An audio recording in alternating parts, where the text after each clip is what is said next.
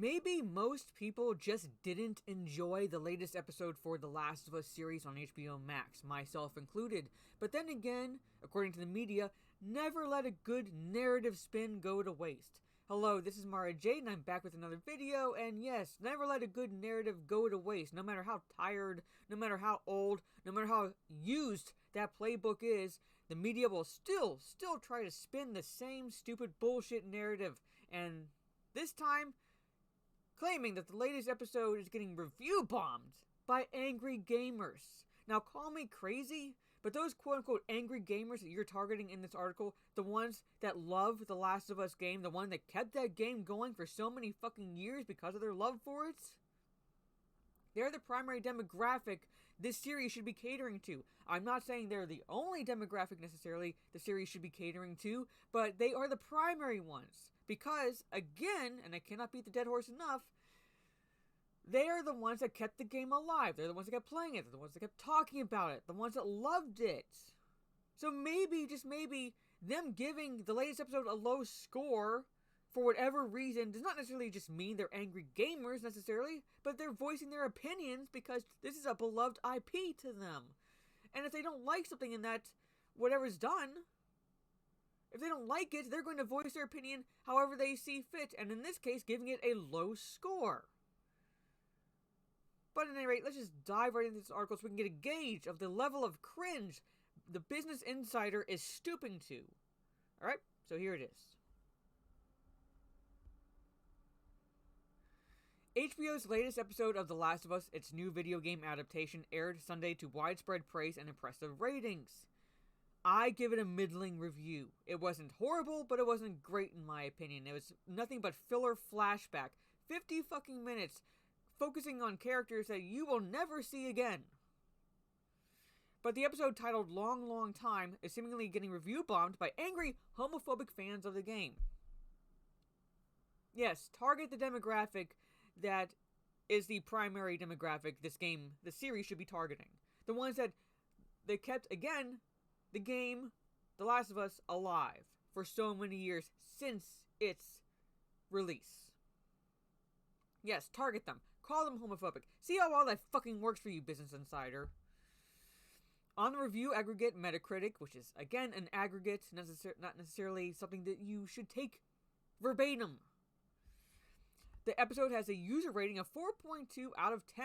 I gave it about a 5 out of 10, so I'm about right where that aggregate is, in my humble opinion, for the latest episode, as of Tuesday morning, much lower than the first and second episodes' scores of 8.8 and 8.9 respectively.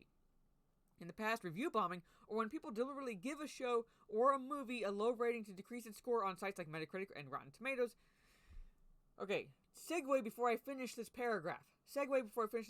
Review bombing happens on both sides of the fucking spectrum. You have both the ones that review bombing giving it negative scores, and the ones that review bombing giving it positive scores, just to stick it to the haters. Review bombing happens on both fucking sides, but yet assholes like you, who's writing this article, Travis Clark, assholes like you, always want to focus on the negative reviews because that fits into your little fucking narrative.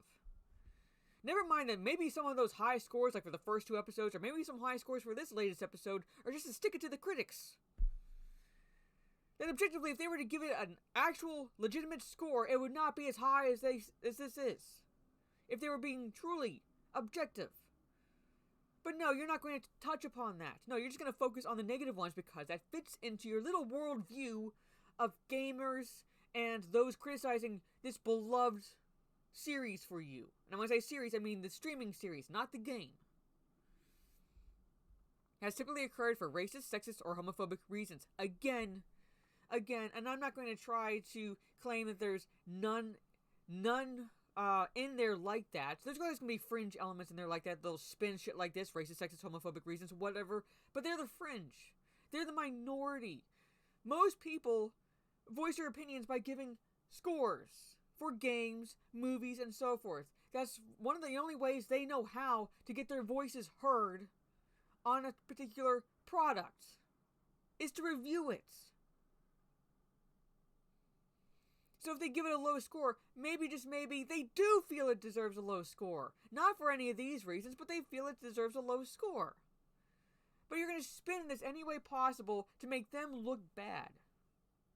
to make the entire gaming community look bad.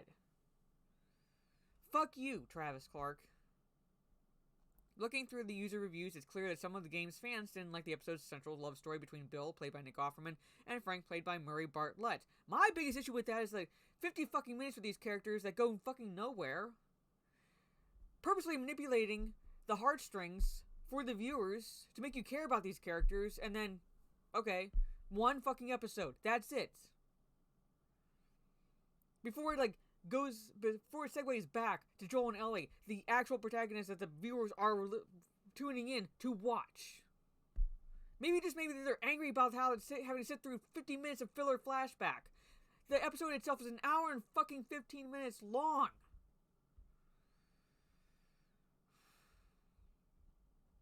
In the game, it's evident that Bill is gay and had a relationship with Frank, who never appears on screen. The HBO series takes their relationship in a different direction. In a flashback, see, that's the key. That's another reason why people are angry, is because the series itself takes it in a different direction. For reasons. Again, purposely manipulating the heartstrings. Whether it's pandering, whether it's identity politics, and so forth, but it's purposely manipulative. The way they portray the story in the latest episode. To make you care for these characters. To make you care for the characters. Not organically or anything like that. Maybe that's why people have a fucking problem. In a flashback, Frank comes across Bill's house after being the lone survivor of a group traveling to the Boston quarantine zone. From there, the episode recounts their romance over the course of nearly 2 decades until it catches up to the present. Yeah. 3-year jumps. 1 10-year jump at one point.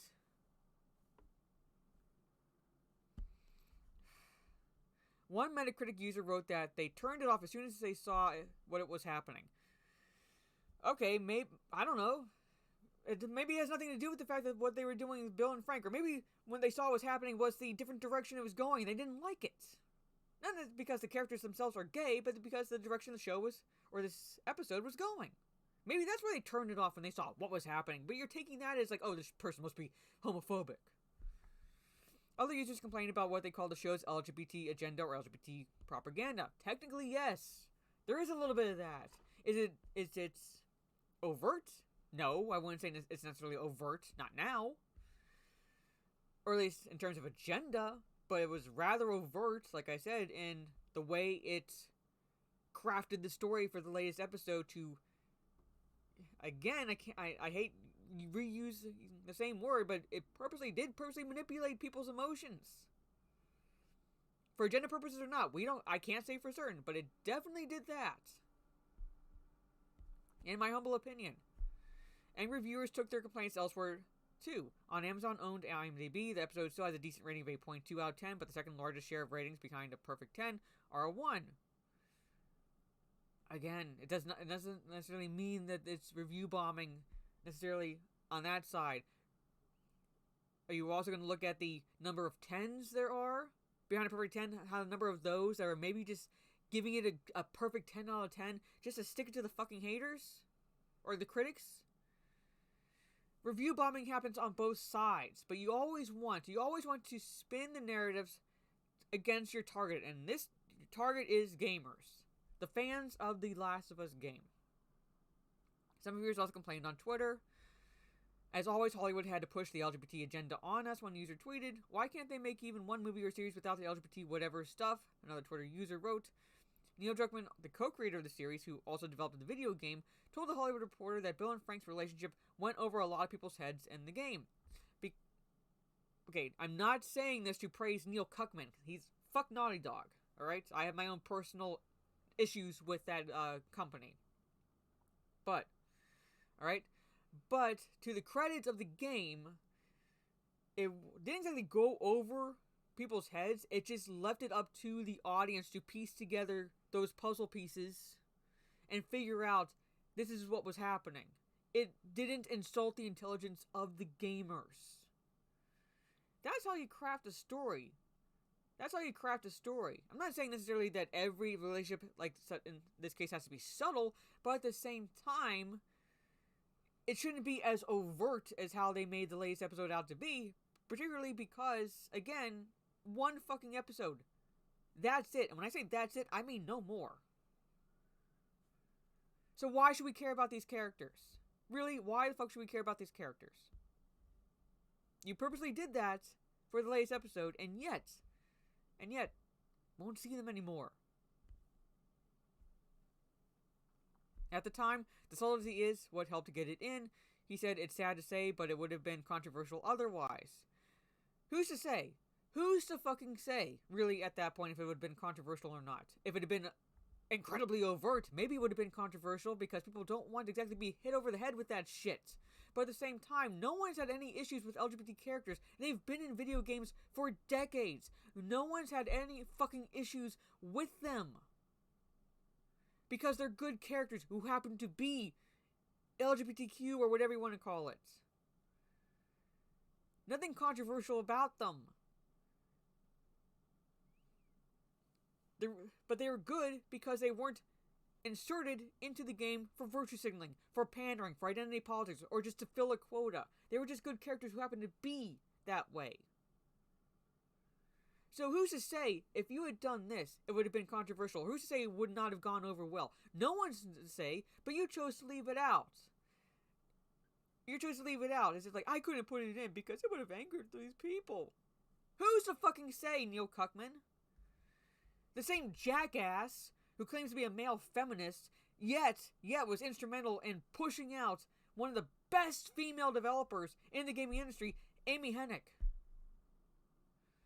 Still looks like HBO is getting the last laugh. The episode was watched by 6.4 million viewers on Sunday. HBO announced on Tuesday, giving it the highest first night viewership yet for the series. The first two episodes are averaging over 21 million viewers since the show premiered 2 weeks ago, HBO said, and the network has already renewed the series for a second season.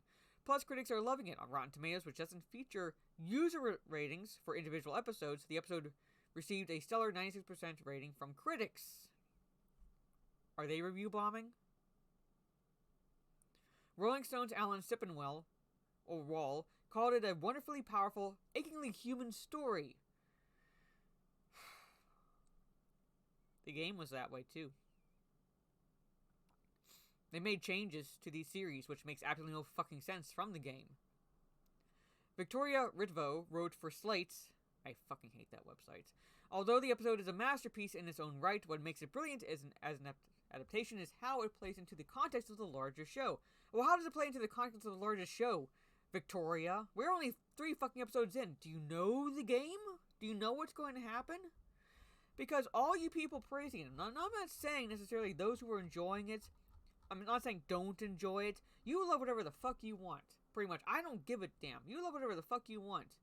But don't bitch. Don't fucking bitch. Because the series has been renewed for a second season. And we all know where the story is going.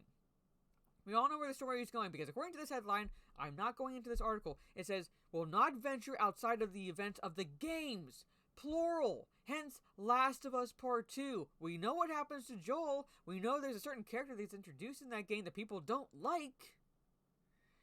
We know that Ellie's character was also had her character assassinated to high fucking hell in comparison to the new character that no one likes. Which means that story will be going there. So you all loving this first season? Well, get fucking ready. Get fucking ready. Once this series continues and you get to see Abby. When you get to see Lev. When you get to see Ellie have her character assassinated. When you get to see Joel have his character do a complete fucking 180 character assassination. Get fucking ready, people. We all know what's coming. But at any rate, what are your thoughts on this article down in the comments below, or the show? What are your thoughts? Are you watching it? Do you like it? Do you not like it? Are you in the middle? I'm meh on the series so far. I don't think it's as great as people will make it out to be, but it's not as shit as Rings of Power or Halo. Doesn't make it necessarily good, pretty much, in my opinion. But that's just my personal opinion. What do you think of this article? Do you agree with it? Do you disagree with it?